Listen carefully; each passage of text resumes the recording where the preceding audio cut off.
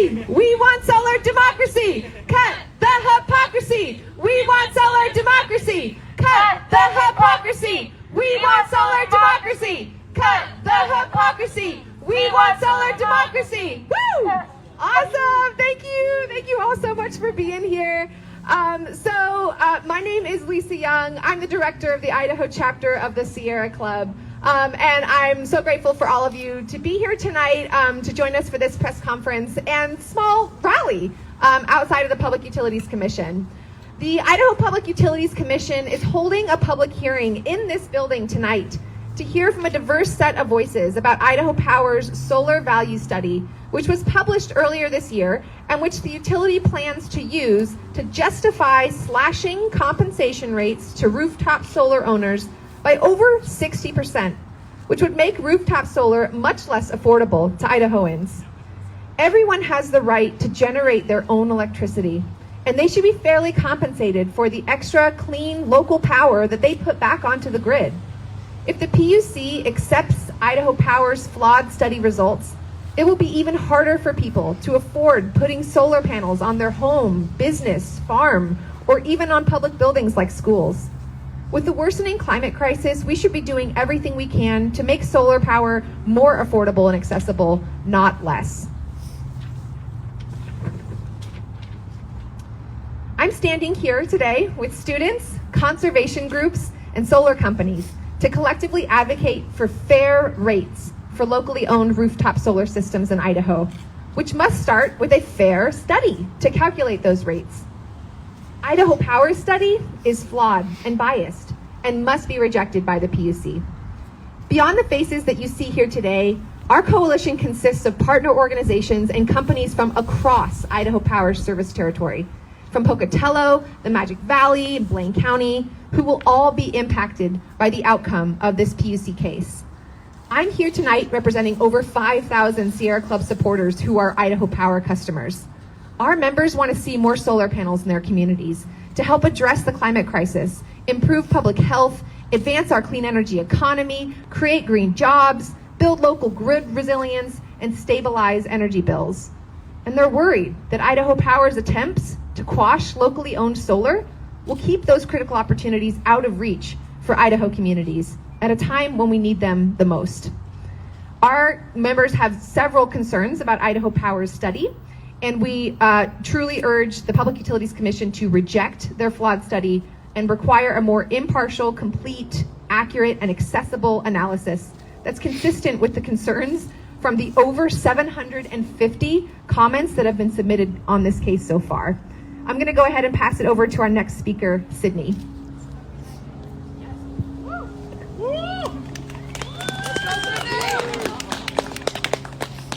Hi, my name is Sydney Snyder, and I'm a senior at Timberline High School. I am here today to urge the members of the PUC to reject Idaho Power's incomplete and inaccurate solar study. Since I was little, I've always loved being outside. Hiking, walking, and camping were big ways that my family connected to each other and to nature. I've also been super involved with environmental and socioeconomic justice my whole life and want the best for the earth and everyone on it. One of the first steps to fighting climate change in our community is using solar power to our benefit. Idaho Power has stated that they are, quote, dedicated to keeping the communities that they serve thriving, ensuring a sustainable future, and investing in and offering customers clean energy choices. However, their recent VODER study does not reflect those commitments. Idaho Power is using their study to justify proposing the replacement of their net metering program with a much lower export credit rate system, which makes self-owned solar much less affordable. They used outdated data that doesn't accurately reflect Idaho's current economic state nor the economic value of solar energy. I urge, as everyone should, the Public Utilities Commission to prioritize customers. By rejecting Idaho Power's VODER study, they will be saving our climate, our environment, and Earth for future generations. Solar energy needs to be accessible and affordable for all. This is the first step to fighting for a larger cause. We need to be better. For our kids and our kids' kids, it is our responsibility to fight to reverse climate change. I ask for everyone to step back and think about the planet's future.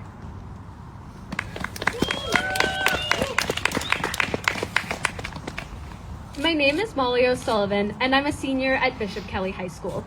Over the past several years, I've led my school's environmental club and been active in the Climate Justice League. Ultimately, though, it's my personal connection to this planet that has led me to fight so hard for its well-being. I am a sailor, and I come from a long line of sailors. When you are on the water, powering a boat with nothing but the resources nature provides, wind and water, you learn to read the natural world. I know how to tune into the changes in currents and read the shifts in the breeze.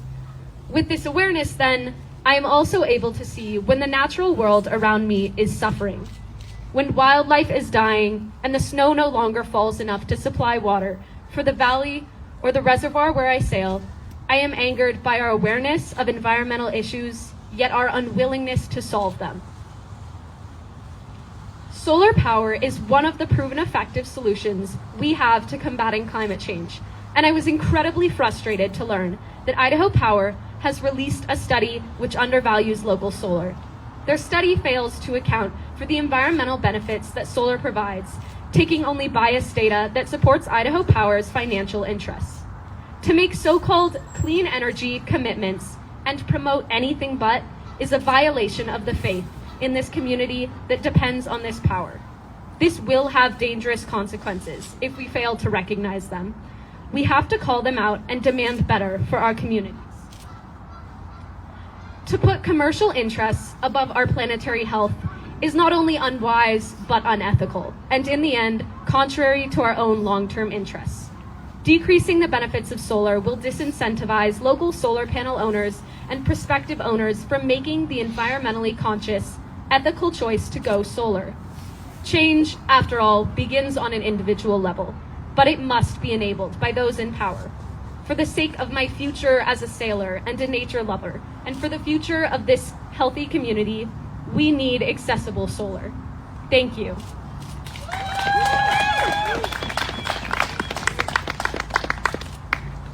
My name is Cindy Sue, and I'm a senior at Timberline High School. Each year, renewable energy gets more affordable, and there are predictable trends for the pricing of solar. However, these predictions are not always correct, and world events can especially alter the real prices of electricity. In the VODER study done by Idaho Power, the calculations of the avoided energy costs of Idaho Power are outdated because of the outdated resources used in the study. The first resource is from the 2021 Integrated Resource Plan by Idaho Power, where its forecasts of electric prices are inaccurate with true price trends. The other two resources are from historical electric market prices from 2019 to 2021, which are also outdated and cause IPC to undervalue solar-weighted avoided costs by 68% when compared to the most recent year of energy imbalance market prices from August 2021 to July 2022. The three metrics used in VODER also do not reflect the significant increases in market prices for electricity and natural gas that have especially increased because of the recent war in Ukraine. I am demanding that the avoided energy costs are calculated through Western energy imbalance market prices from the prior 12 months, adjusted based on natural gas market prices for the next year. I come from System Green, an environmental organization funded by youth because we care about the future of our planet. We are currently the ones that will be most affected by today's actions. I am speaking here today to advocate for fair and up-to-date solar energy costs so that we can continue the momentum we have towards 100% clean energy. An unjust and outdated cost compensation for solar poses a roadblock towards getting to that goal, and that is why I spoke here today to overcome that.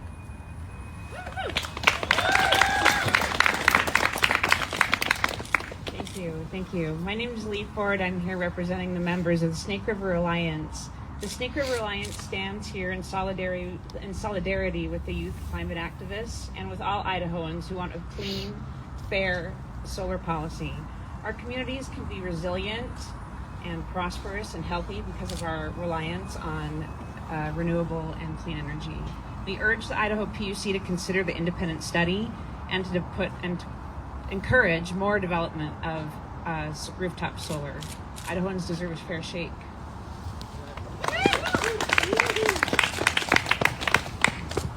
My name is Alex McKinley. I'm owner of Empowered Solar, a local solar installation business.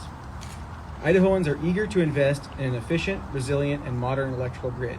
It is unfortunate that Idaho Power continues to view customer-owned generation as a threat instead of as an asset. When valued fairly, solar power and other distributed renewable generation can help reduce our dependence on imported electricity, provide cost stability for all customers, and limit the impacts of the heat waves and droughts we are increasingly facing. The PUC initially requested a fair and balanced cost-benefit analysis in this case, and we are here today to urge them to reject Idaho Power's current proposal as it does not meet that criteria. Thank you.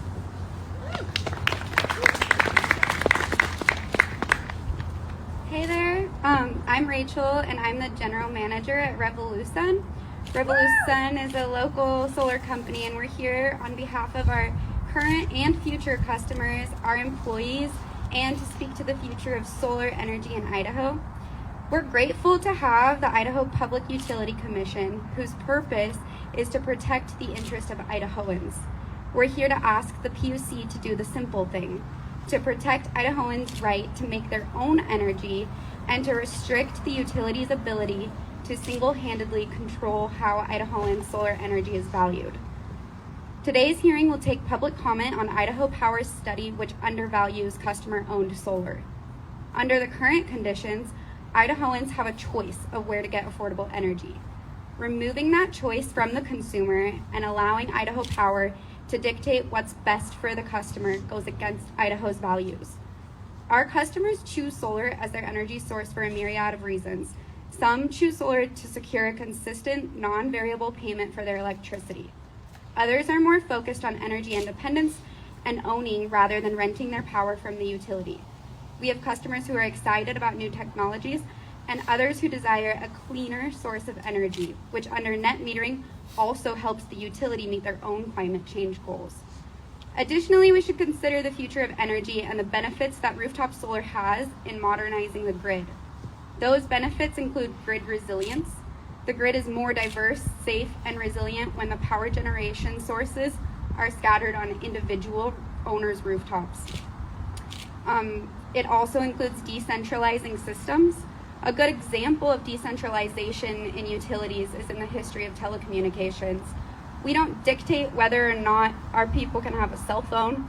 We don't force them to use a landline. Our politicians don't create or support laws that make purchasing a cell phone financially prohibitive under the guise of protecting their access to a communication, and we certainly don't allow those telecommunication companies to single-handedly control those policies. So why should we do the same for Idahoans' right to access and choose where their power comes from? Idahoans should have the right to choose where their power comes from, and we're grateful to have the PUC here to represent those Idahoans' interests. Thank you all so much for speaking today. Thank you all so much for coming to listen to us today. We will not be taking questions as a group right now from the press or from any folks, but if you do want to ask questions individually, you can come up to us afterwards, and folks can choose if they would like to do so or not. For many of you who are here watching, listening, being a part of this, you know that the hearing is about to start pretty soon. It's going to start at 6 o'clock through those doors. My understanding is that folks can start signing up to testify at 5:45. What time is it right now? Anyone? 5:31. All right, great. So yeah, we've got another 15 minutes or so before we can go in and start signing up to testify. In the meantime, please do help yourself to some of the snacks that we have. The sandwiches are kind of reserved for like the students and those of us that were speaking, but the chips, the fruit snacks, the other snacks that are up there are open for anyone. We want to make sure folks are well fed for this event tonight and this hearing.